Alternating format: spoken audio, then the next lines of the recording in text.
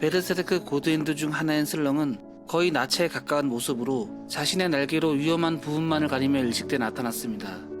마치 서큐버스를 연상시킨 듯한 매혹적인 표정과 몸짓으로 욕망 그 자체를 외부의 형상으로 드러냅니다. 그렇다면 그녀는 과연 어떤 과거를 지니고 있었던 것일까요? 사도라는 존재는 반드시 과거의 집착과 미련이 왜곡된 감정으로 남습니다. 로크스와 그룬벨드는 기사와 전사로서의 긍지를, 라크샤스는 부족의 전통과 가면에 대한 집착을, 그리고 고드핸드가 된 그리피스 또한 인간의 몸으로 다시 태어나면서까지 자신이 끝내 이루지 못했던 꿈의 마지막 점을 찍으려 했습니다. 고드핸드를 탄생시키는 마의 이데아는 각각의 후보들에게 운명적 시련을 주었고 각마의식을 통해 동료들을 제물로 바치며 자신과 마주하게 했죠. 그리고 그때도 슬렁에게 그리피스에게 했던 것처럼 아마 이렇게 말했을 것입니다. 네 뜻대로 되어라. 그러나 단순한 욕망만으로 고드핸드가 될 수 없습니다. 수많은 동료들을 바칠 만큼 거대한 집단, 그리고 분노와 공포, 슬픔과 번뇌 등 극한의 절망 속에서 자신을 사지로 몰아넣는 스토리가 필요합니다. 그래서 고드핸드인 슬렁 또한 슬픈 사연과 스토리가 있으면 틀림없습니다.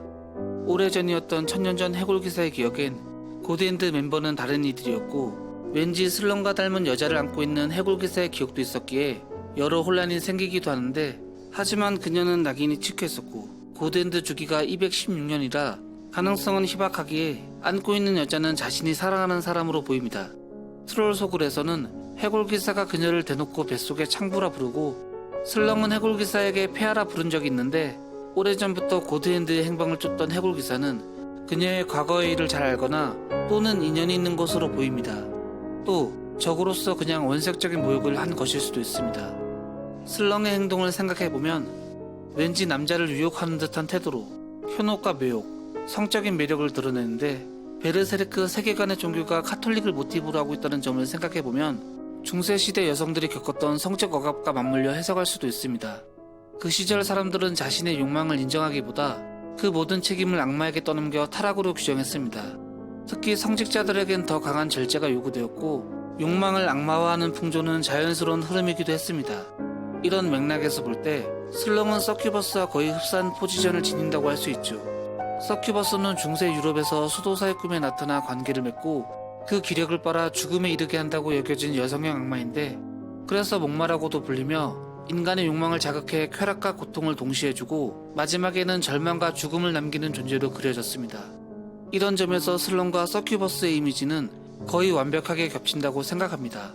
실제로 슬렁이 가츠 앞에 나타나서 했던 행동들과 그녀의 눈빛과 대사는 마치 인간의 욕망을 실험하고 감정을 음미하는 듯한 태도를 띠고내는데, 일식대 슬렁이 가츠를 봤을 때 그가 분노하며 끝까지 포기하지 않는 모습에 감탄하며 눈물까지 흘리는 장면은 그녀가 인간의 원초적인 감정과 본능에 대해 얼마나 애착하고 있는지 알 수 있습니다.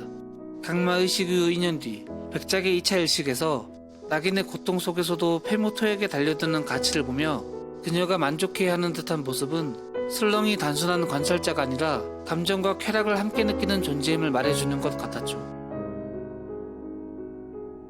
탄생제의 장에서는 이교도가 피운 불꽃 속에 날개 달린 실루엣이 춤추는 장면에서 인간의 욕망을 재미있게 관찰하고 즐기는 듯한 모습이었고, 또 인옥마을 트롤 소굴에서 트롤의 살과 내장을 먹이로 가치 앞에 나타났을 때 그녀는 노골적으로 말합니다.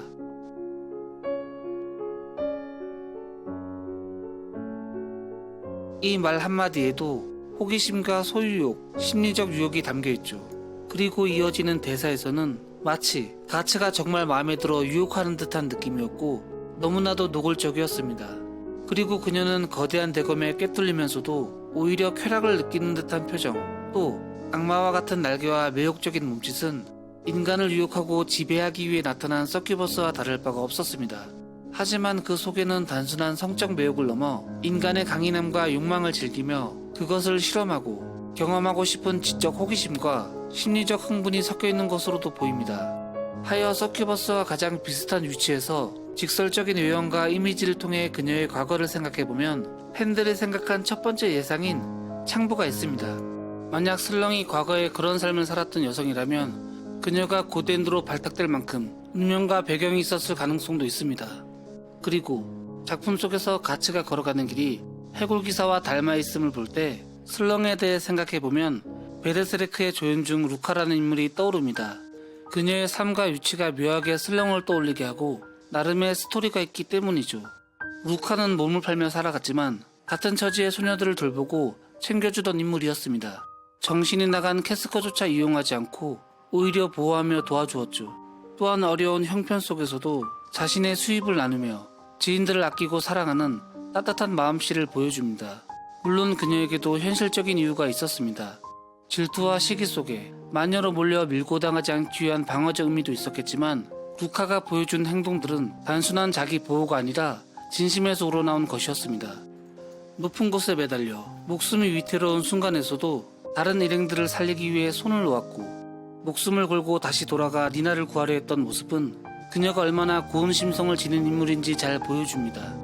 그래서 이런 루카의 이야기를 대입해보면 슬렁은 루카처럼 자신의 동료들과 또 같은 처지에 있는 사람들을 아끼고 보살피며 살아갔는지도 모릅니다. 비록 시대적 한계와 힘든 주변 환경 속에서 초라한 선택을 할 수밖에 없었겠지만 그럼에도 그녀는 작은 선행을 베풀며 사람들에게 사랑받았을 것입니다. 그러던 어느 날 그녀에게도 운명 같은 사랑이 찾아옵니다. 늘 반복되는 거짓과 허망한 꿈속에서 처음으로 진실한 마음을 느낄 수 있는 사람이 나타나는 것이었죠. 하지만 그 사랑은 오래가지 못했습니다. 그녀를 이용하려 했거나 혹은 주변의 시기와 질투에 의해 끝내 마녀로 몰리게 되고 결국 이단 신문관에게 잔혹한 고문을 받게 됩니다.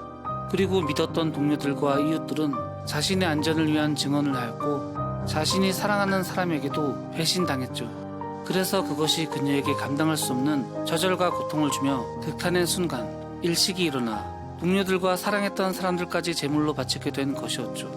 하지만 고드엔드가 되려면 제물이 사도처럼 몇 명이 아니라 자신이 아끼고 사랑했던 수많은 이들을 바쳐야 합니다. 또한 이런 많은 양의 제물을 충족시키기 위해선 인간이었을 적 어느 정도 인지도가 높아야 하고 나라의 한 획을 그을 만한 업적이 있는 사람이어야 합니다. 그래서 미들랜드의 영웅이었던 그리피스는 메이단 용병들을 통째로 제물로 바쳤고 보이드가 고드엔드가 된 장소라고 추측되는 재생의 탑 아래에는 끝을 할 수 없는 낙인 찍힌 해골들이 산처럼 쌓여 있었습니다. 그러기에 이런 맥락에서 슬렁은 한 나라에서 인정받았던 성녀라는 추측이 가장 현실에 가까워 보입니다. 슬렁은 그리피스나 보이드처럼 아니 어쩌면 그 이상으로 백성들의 존경과 사랑을 받았던 존재였습니다. 그녀의 따뜻한 마음과 선행은 도시를 밝히는 등불과 같았고 많은 이들에게 구원과 희망을 주었습니다. 그러나 빛이 강하면 그림자 또한 짙어지는 법. 슬렁의 영향력은 자신도 모르게 점차 왕권조차 위협하는 수준에 이르렀고 왕은 그런 그녀를 그냥 지켜볼 수만은 없었습니다. 그래서 중세시대에 잔다르크를 제거하려 했던 프랑스 왕과 영국의 왕처럼 그녀는 정치적으로 제거해야 하는 위험한 대상이 되고 말았죠. 그리하여 왕과 권력자들의 음모 속에서 슬렁은 마녀라는 이름으로 포장되었고 마녀임을 확인하려는 잔인한 고문 속에서 믿었던 이들의 배신까지 겹치며 슬렁은 극한의 충격과 절망으로 떨어지게 됩니다. 그녀를 향한 신문은 진실을 밝히려는 과정이 아니라 오직 마녀라는 자백을 얻기 위한 지독하고 끈질긴 고문뿐이었고 여성으로서 감당하기 힘든 잔혹한 일들 또한 기다리고 있었죠. 살아남을 수 없는 선택지뿐인 잔혹한 현실. 마녀가 아니라면 고문 속에 죽음을 맞이하고 마녀라면 화형대에 불태워지는 운명. 그렇게 슬렁은 모진 고문 속에서 자신과 주변을 둘러싼 모든 인간들의 추악한 내면을 직면합니다. 배신, 그리고 욕망, 또 가려진 위선과 숨겨둔 질투가 얽힌 세상 속에서 극한의 절망과 분노, 좌절을 느끼며 자신을 비관하고 세상을 원망하게 됩니다. 그리고 바로 그때 하늘이 붉게 물들고 일식이 시작되는데 도시와 성 안의 수많은 사람들은 그녀가 다시 태어나기 위한 제물로 충분했고 사람들을 바칠 동기는 완벽했죠. 그래서 마치 신을 원망하며 타락한 천사처럼 어둠 속에서 눈물을 흘리며 슬렁은 말합니다. 내가 그토록 바라던 신은 없었어. 내가 지키려 했던 건 모두 위선이었고 인간들의 썩어 문드러진 욕망뿐이었지. 그리고 기도하듯 속삭이며 말합니다. 내가 사랑했던 모든 것을 그리고 신뢰했던 모든 것을 지키려 했던 모든 것을 바칩니다. 그리하여 슬렁은 인간의 욕망과 배신을 바탕으로 고드엔드로 다시 태어나게 됩니다. 그녀의 타락은 단순한 악의 변모가 아니라 인간 사회와 욕망이 만들어낸 필연적 비극이었고 인간의 어둠이 낳은 악마적 매혹 그 자체였습니다. 한때는 구원의 상징이었지만 이제는 인간의 추악함을 드러내는 신의 재탄생이 되었죠. 하여 베르세르크 인기 캐릭터 중 하나인 슬렁에 대한 상상력은 여기까지 마치겠습니다. 여러분들은 슬렁의 과거에 대해 어떤 생각을 가지고 계시나요? 지금까지 돋고였습니다. 영상 시청해주셔서 감사합니다.